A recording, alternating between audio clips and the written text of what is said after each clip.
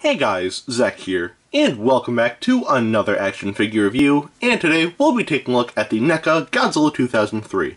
Now, this version of Godzilla comes from the 2003 film Godzilla Tokyo S.O.S, which is a good movie. I like it a lot. Tokyo S.O.S is a direct sequel to Godzilla against NECA Godzilla, and to be honest, I think that movie is just much better. I just think there are just better characters and just, better moments that happen. It's more emotional than Tokyo S.O.S. I still really like Tokyo S.O.S, don't get me wrong. That movie still has some pretty emotional moments, but Godzilla against Mechagodzilla, for me, is just the better movie out of the two, but yeah. Anyway, before we take a look at Godzilla himself, we'll take a quick look at the packaging he comes in. So, for the front of the box, we have a very nice poster of, the movie itself, which does look very nice. On the side, we have another movie poster, which, again, looks nice. It's kind of upsetting because it sort of hints that we're going to get a Mothra and a Kiryu, which, no, we're not, because after this, NECA's done. Well, they have some repaints of this and the 89 figure that they made, but after that, no, they're pretty much done with Godzilla because, Playmates and all that, so yeah. But anyway, getting off topic, let's just take a closer look here. We have the 65th anniversary, which kind of weird because the 65th anniversary was last year. Granted, I wish I was in last year too. 2019 compared to 2020, is definitely, looking pretty nice right about now. But again, like technically the franchise is still 65, but still, this is a little weird, but that's just me. On the back, we have some promotional pictures of the figure itself, which admittedly look a little better than the figure, the actual figure, but that's just me. At the bottom here, we have a bio of the movie, so if you want to pause and read it now, go ahead. Alright, on the other side here, we have the same as, this side. On the top, Godzilla Tokyo S.O.S, a barcode, and if we open this up, a little boring, I'm not gonna lie. With the 1989 figure, they sort of tried to recreate a scene from the movie, but here it's just Godzilla standing there menacingly, so yeah.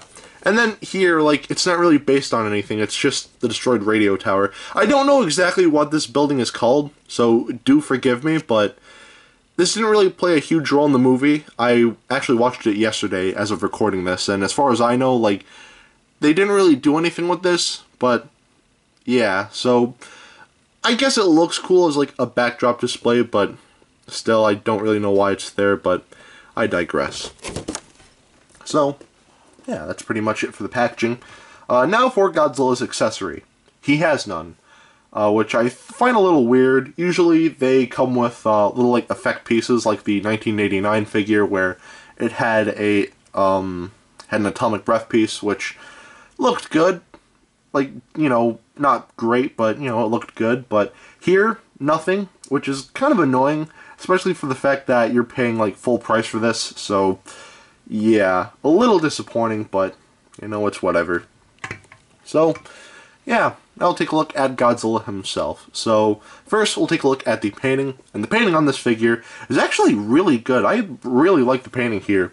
So, of course, we have the traditional charcoal gray, which looks nice. However, we do have a lot of browns here, and just several different colors, and even some whites all over the scales, which look really nice, and really makes the detailing look pop. Or, it makes the detailing pop is what I meant to say.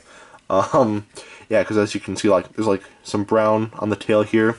I feel like there's a little too much brown on the back, but still not a huge issue. All of the painting here looks very nice. The toenails are painted brown, as well as the fingernails. And the scar itself is painted pretty nicely.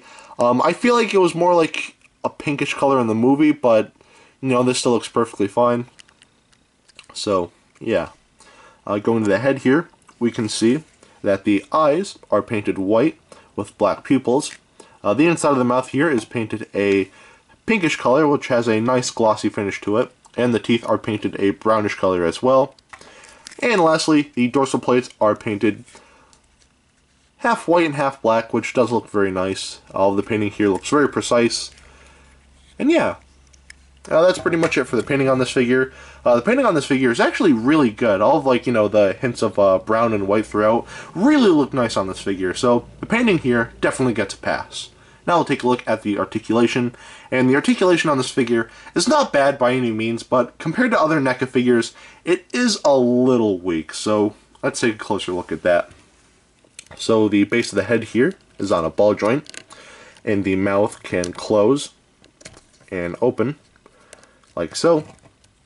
There's no articulation in the neck, however, there's like a joint here, so if you want to like move the neck, you just like move the shoulders as well, which I feel like they could have handled that like in a much better way, because like, you know, when you move the arms, like, it looks a little weird having the shoulders here and just like, you know, having it bend forwards. Like, it doesn't look terrible, but it almost looks like the arm is coming out from like the side of the chest and not really like the shoulders here. But yeah, I digress. But of course, going back to the arms, they're on a ball joint, and there's a bend at the elbow here. There's a joint on the wrists, or yeah. So there's a swivel, and you can move it about, like so. And you can make Godzilla make a fist. There is a ball joint here at the waist, but that acts more as a swivel. The thighs are on ball joints. Very tight. Some of the joints in this figure are pretty tight, so you might have to heat this figure up a little before you start moving it, but yeah, a ball joint here. And we do have a bend at the knee. The feet are on ball joints. And now we go to the tail. And as we can see, there's a ball joint here, a ball joint here, ball joint here, ball joint here, here, here, here, here, and a bendy wire in the tail. I don't get why this is here. I thought we were past this, but unfortunately we're not. I feel like a smaller like ball joint would have been nice. Anything besides a bendy wire. Because, like, a bendy wire, like, it's cool at first, but, like, once it snaps, like, that's it. You're done. There's no fixing that. So, yeah, pretty disappointing. So I feel like if this was just, like, an articulated tail or just, like, one piece, that'd be better than just a bendy wire. But that's just me. Anyway, that's pretty much it for the articulation on this figure.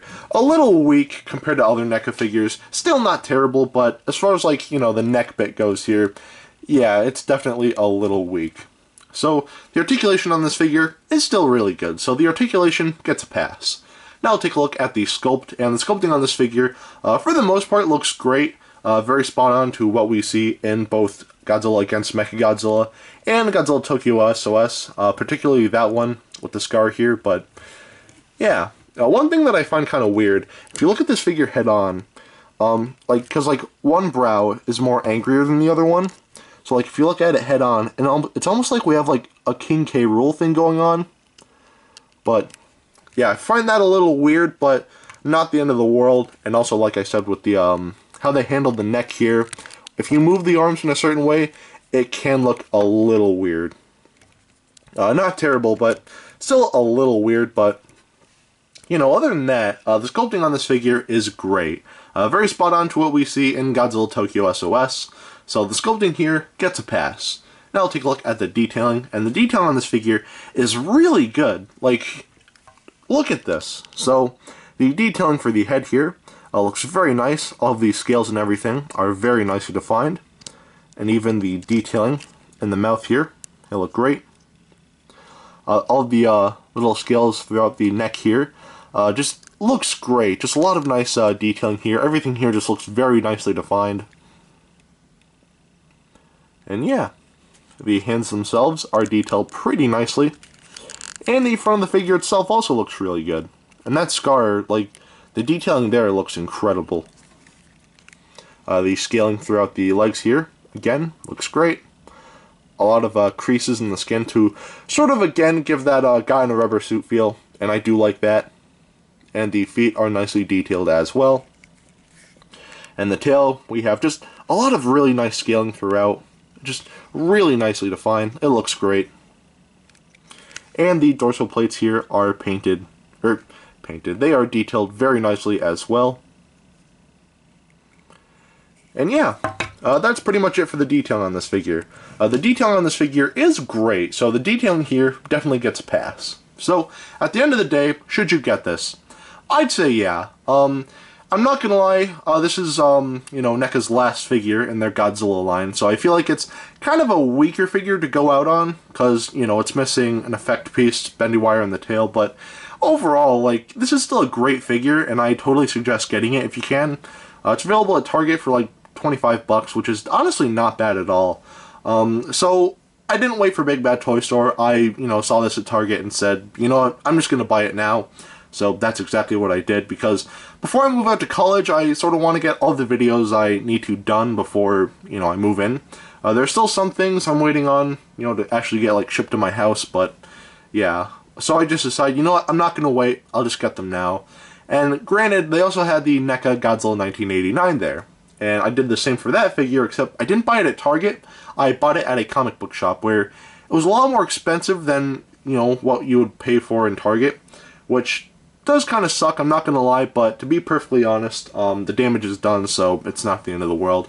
This figure, like I said, would cost you about 25 or so bucks, which is honestly not bad at all. It would have been nice if there was, like, an effect piece or, you know, no bendy wire in the tail here, but overall, this figure is great, and again, kind of a weak figure to go out on, but again, not a bad figure. Still another great release by NECA, so yeah.